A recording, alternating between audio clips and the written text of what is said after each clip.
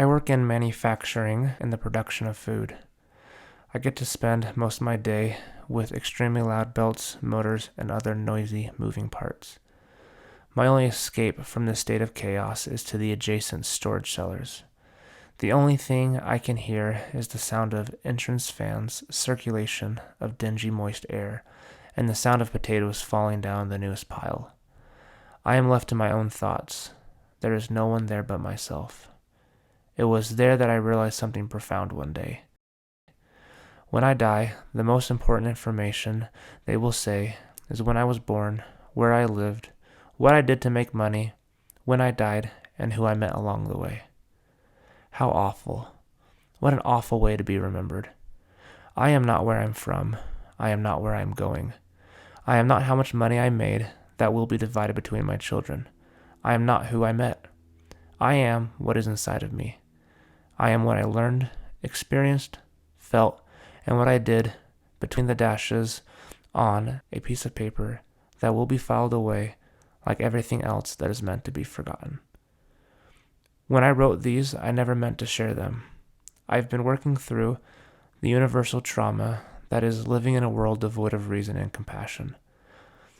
My mind will race and run in a vain attempt to understand the information coming in, most of which from my interactions with others. Processing this information sometimes isn't so simple. Like a dangerous animal, I used to leave these thoughts alone. I decided if I have to work alongside these creatures, I would tame them and teach them to make their disgusting presence into something to help others understand why they exist. Help me understand why I exist. After I die, you won't have to ask how it felt to be me in this moment. These are the thoughts in my head I tamed to help other people understand. These are my cellar thoughts.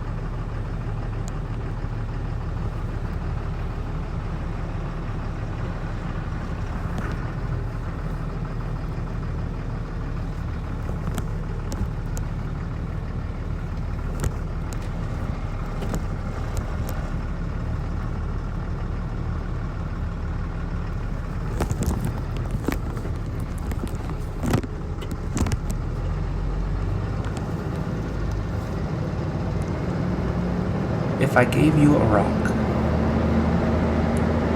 If I gave you a rock, I would hope you would keep it. It's not a gag gift, I gave it to you for a reason. It'd be a nice one that didn't match your personality. It would have special powers and help you touch back down to reality. I gave it to you because you treated me like shit. I always laid down, said nothing, and took it.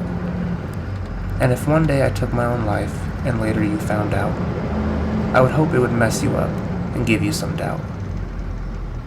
That the way you treat others isn't right, and there's a lot of other people struggling with that same internal fight. That you just added to and helped sharpen that knife. You know, the one that they would use on themselves later that night. So look around, because I'm not the only one, and most people aren't cowards and know how to use a gun. They only do when they felt like they've had enough. If I ever killed myself, I hope you get none of my stuff.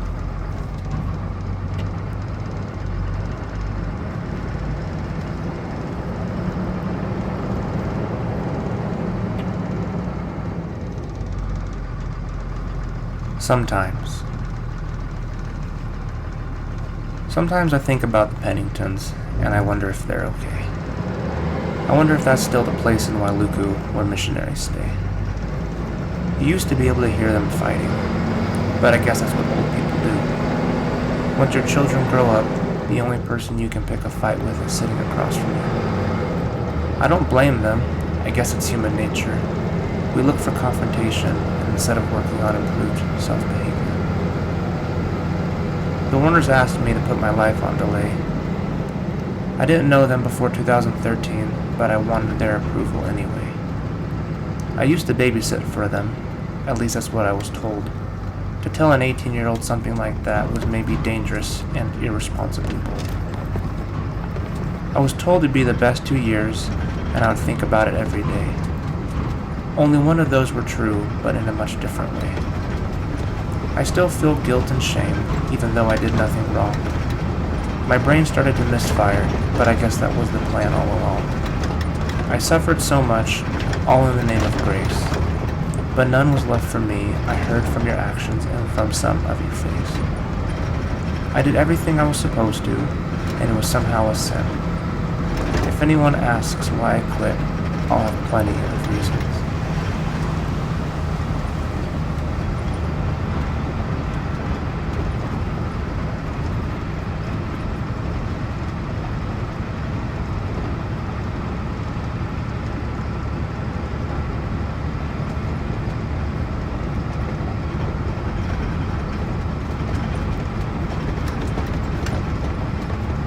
Another dream.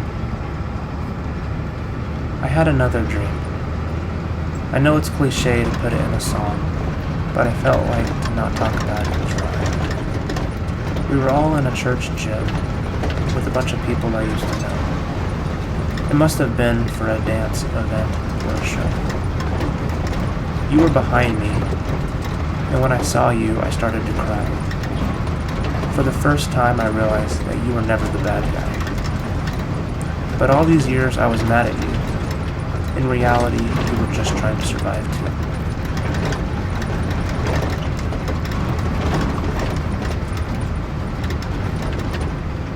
You took me to a different room, and she was there. I thought she'd be upset, but she didn't seem to care. On the floor, playing with toys, was your son, and I could clearly see that it was never about who won. I could see that maybe this was how it was supposed to be. And when the universe made up its mind, it didn't pick me.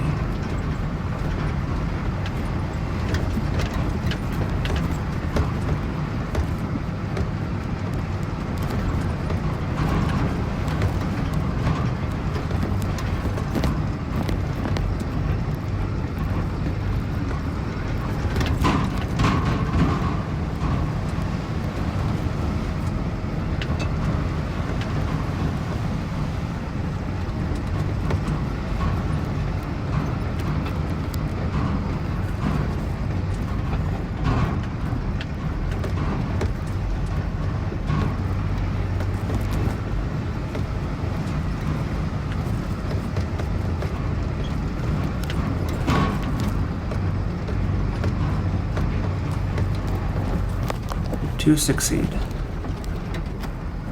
I've often thought about what it takes to succeed. A willingness, genetics, or do you just have to believe? I sometimes think about it in the context of sports. If a coach doesn't see it, but you have all the right stuff, then even that won't be enough. What if Jordan or Brady never got called in? I guess we'd be talking about two different people then. If Brady never got a snap, or Jordan a shot, what a tragic thing we might have all lost. It always brings me back to having a music career. I'm not talking about making money, just people lending an ear.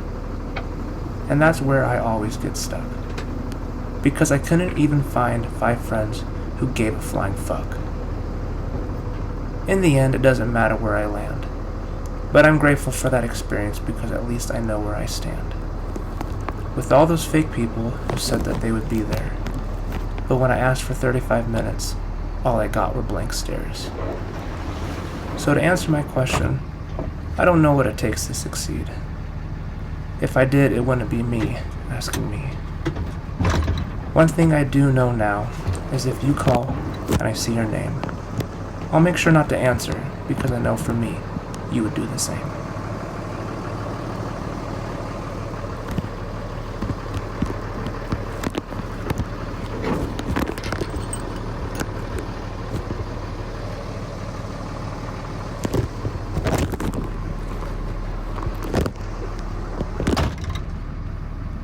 benched.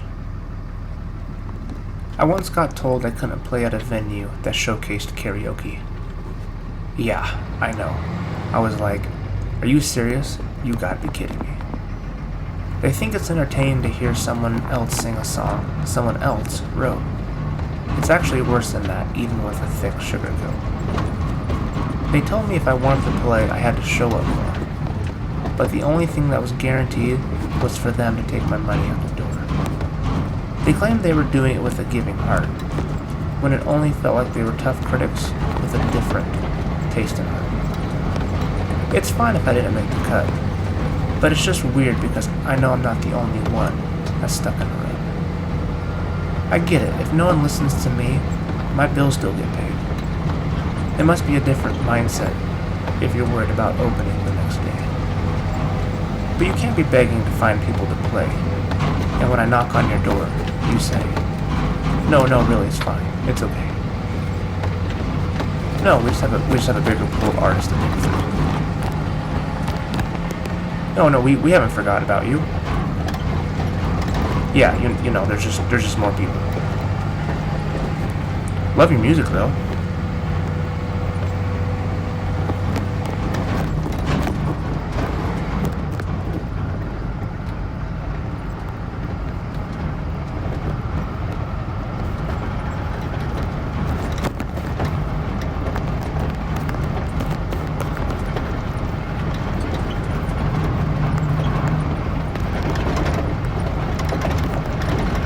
Grow up.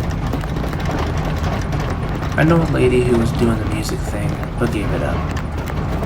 People said it was the right decision, and the overused line about time and growing up. I'm not here to dog on someone else's choices, it's not my place to do. But at the end of the day, everyone has to decide what they're willing to lose. Sleep, energy, money, time, everything I just mentioned, it's yours and mine. We were all sent here with things we're supposed to do. You shouldn't sacrifice one to do two. We have everything we need to get it done. Most people just prioritize less of the grind and more of the fun. I'm not exactly sure what I'm doing this for. I'm just hoping that I'm ready when God decides to open the door.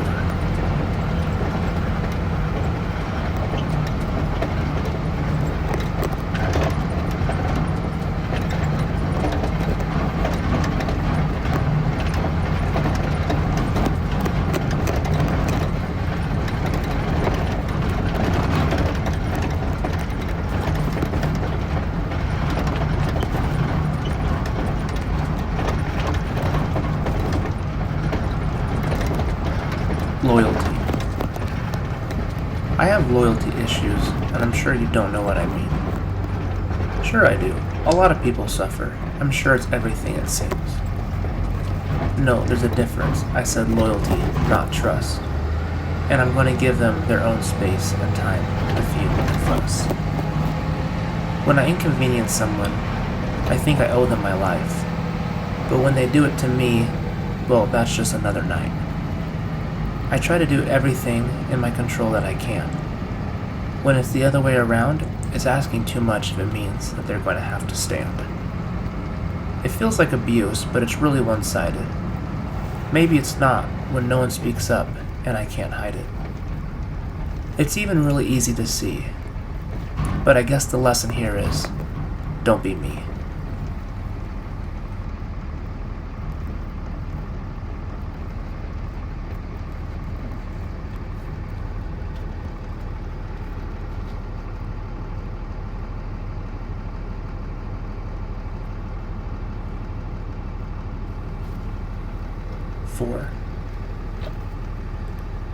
I thought what it would have taken to get me through each of those times.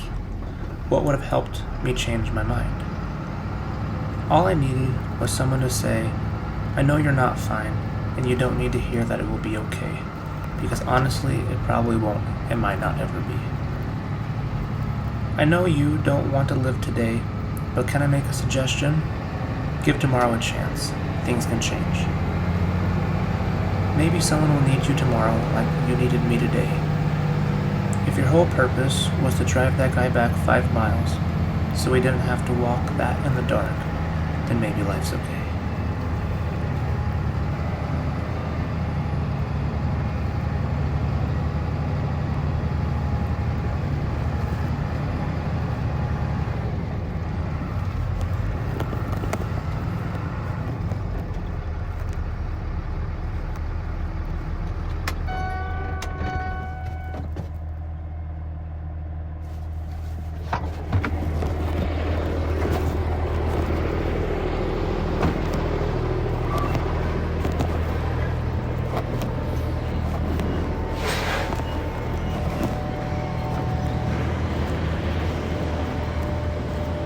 What's up with that?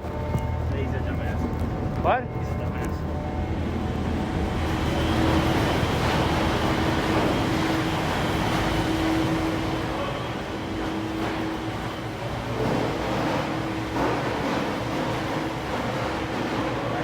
Are you excited? For? Huh? For what? I went from loud to like fucking excited. Why? Tomorrow's Friday, dude. We got a week off. Yeah, I'm pretty excited. You said I could use my sick pay for the time off.